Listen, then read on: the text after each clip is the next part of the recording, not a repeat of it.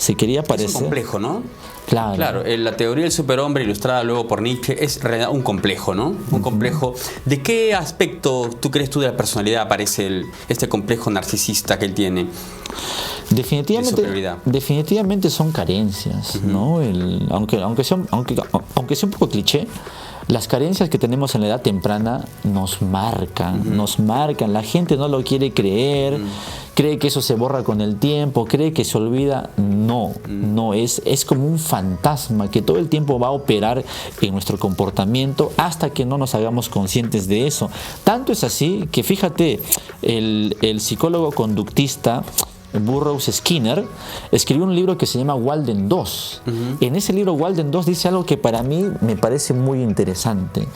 Él buscaba crear una sociedad en la cual se protegía bastante, no sobreprotegía, se protegía a que los niños no tuviesen factores estresantes o traumas, para de esta manera promover una personalidad más fuerte, más resiliente, ¿no? Entonces, estos personajes como por ejemplo Julian Sorel, estos personajes como Emma Bovary o como por ejemplo Raskolnikov, definitivamente no lo cuentan en los libros, pero bueno, ya yo como psicólogo, evidentemente, se nota que hay carencias definitivamente, y a mí justamente me gusta relacionar eso.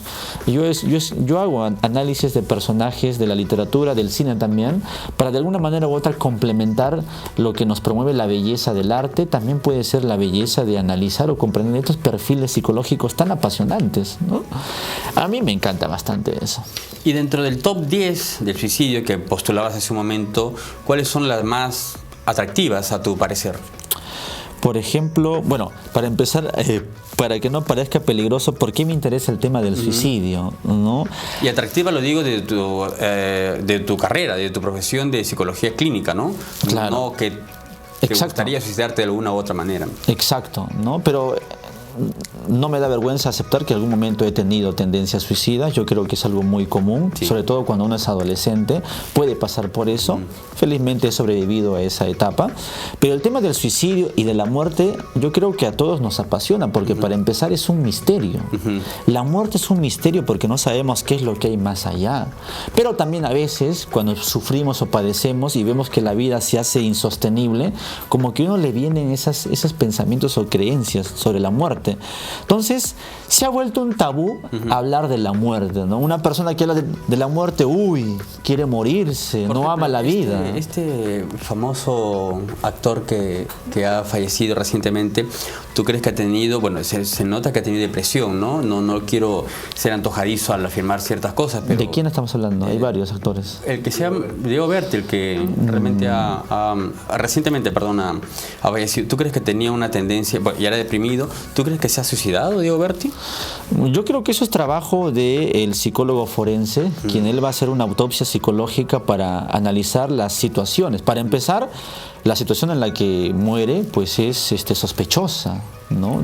De un 14º piso. Del 14º piso, caerse, para empezar, llama la atención. Yo creo que de por sí, lo primero que va a hacer cualquier persona, profesional o lego, va a ser será un suicidio, y tiene que investigarse, tiene que comprobarse, pero yo no podría decir nada más. Y del suicidio, por ejemplo, ¿cuáles son los que más te atraen? ¿Cuáles son ese top que me dijiste que...? Entonces, hablar de la muerte o del suicidio es un tabú hoy en día, es decir, está prohibido. Yo creo que eso es lo que enferma más a la gente, porque a veces no conocemos sobre la muerte y los mismos jóvenes tienen preguntas. Entonces, a mí me ha interesado bastante, porque siempre es llamativo, porque hay personas que prefieren morir que a vivir. Ejemplo de ellos es Emma Bovary, ¿no? Una vez que ha visto que no puede satisfacer su ideal de amor, ya envuelta en deudas, traga arsénico y su muerte es de antología, porque emite una risa pues loca, histérica, y finalmente muere, ¿no? Está en un top de las 10 muertes o suicidios pues terribles por veneno, y muy llamativos también, no solo por la forma como se suicida, que es arsénico, que yo imagino que debe ser terrible, veneno sino también la causalidad que lo lleva a cometer ese acto. Otro suicidio muy egregio, muy llamativo clínicamente, es el suicidio de Yukio Mishima, que es un suicidio altruista al parecer, un suicidio por honor, porque los japoneses tienen este concepto de que como no he logrado mi meta, mi fin, he fracasado, y para retomar o recobrar mi honor, pues hago harakiri, ellos lo llaman así. El baldón, la ofensa no repercute en sus en sus generaciones, ¿no? Exacto, ¿no?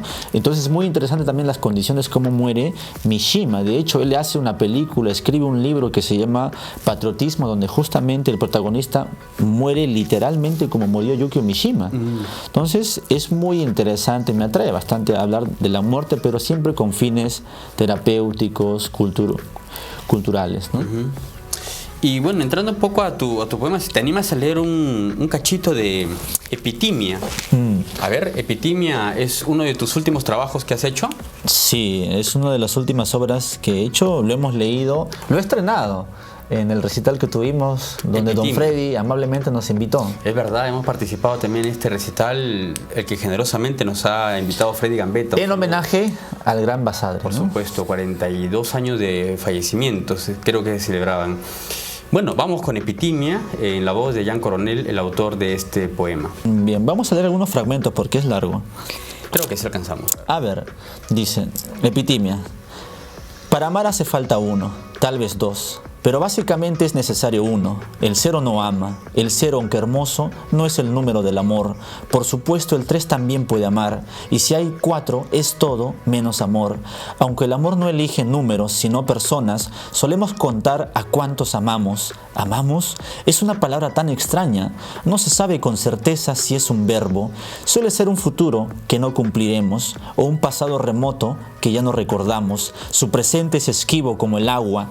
Puede que moje, luego se evapora. Aunque parezca un mar, un río, sabemos que se va como agua. Tal vez su elemento sea el aire. Parece estar en todos lados sin que se vea. Quiere imitar a Dios y solo remeda a un moribundo animal herido. Tal vez por sus propiedades ígneas muchos se han quemado en sus promesas, o porque parece un suelo firme, tantos lo utilizaron para sembrar o enterrar un cadáver viviente. Por la energía que derrocha, algunos lo comparan con la electricidad. Para otros es una temperatura semejante al hielo de los días vacíos. Otros, por sus propiedades bioquímicas, la quieren en la tabla periódica. ¿Quién no ha visto en sus caminos una figura geométrica incomprensible? Para unos son curvas, para otros rectas. Los más caprichosos la quieren espiral. Los más excéntricos la consideran un virus, uno que parasita la mente. Pero para los más expertos y cansados, solo es una palabra para hechizar, una treta, una trampa, un autoengaño, un canal de televisión para obtener miradas, un vacío legal que no causa remordimientos, un modelo económico del tercer mundo, una política externa de colonización, el instinto predatorio de consumo masivo, el calentamiento global del cuerpo y el alma, o el título surrealista de una obra abstracta. En fin, una idea que no vale la pena definir, sino más bien simplemente ejercer. Interesante. ¿Qué tal, hombre? No, muy degustante, por supuesto. Haces una crítica en general al ser humano, al hombre, al muy sistema. solapadamente, ¿no? Muy solapadamente, yo creo que en algunos aspectos más que evidente, ¿no? Yo te felicito mucho por lo menos el que he leído casi completo, Dialéctica del pez volador, que ha sido sin lugar a duda un poemario exquisito. Lo recomiendo, él lo dirá cómo pueden conseguir este poema.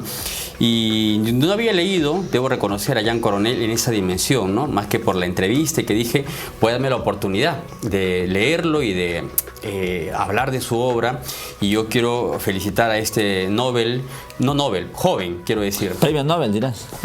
Posiblemente Nobel, escritor.